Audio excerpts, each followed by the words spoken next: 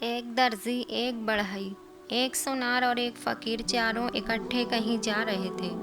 راستے میں رات ہو گئی تو ایک جنگل میں ٹھہرے اور رات بھر کے لیے ہر ایک کے ذمہ 2 گھنٹہ کا پہرا مقرر کر دیا۔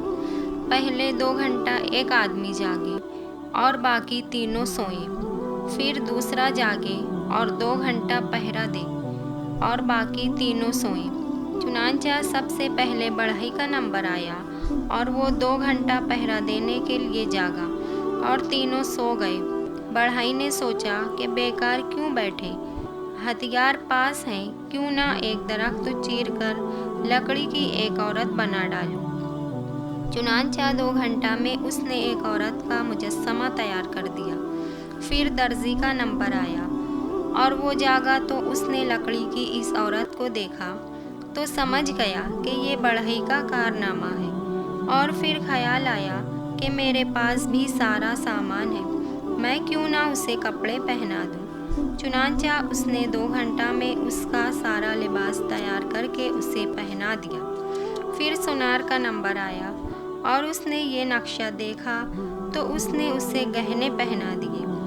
آخر میں فقیر کا نمبر آیا، اس نے یہ دیکھا تو جھٹ سجدہ میں گر کر اللہ سے دعا کی کہ الہی مجھ پہ سر و سامان کی لاج رکھ اور اس میں جان ڈال دے۔ چنانچہ وہ عورت زندہ بھی ہو گئی۔ اب صبح چاروں آپس میں جھگڑنے لگے۔ بڑھئی بولا عورت میری ہے، درزی بولا میری ہے، سونار بولا میری ہے اور فقیر بولا میری ہے۔ یہ جھگڑا قریبی شہر کے حاکم کے پاس گیا۔ حاکم نے اس عورت کو دیکھا تو وہ کہنے لگا، تم چاروں جھوٹے ہو، عورت تو میری ہے۔ اتنے میں وہ عورت خود بولی کہ میں بتاؤں میں کس کی ہوں؟ حاکم نے کہا، ہاں بتاؤ تم کس کی ہو؟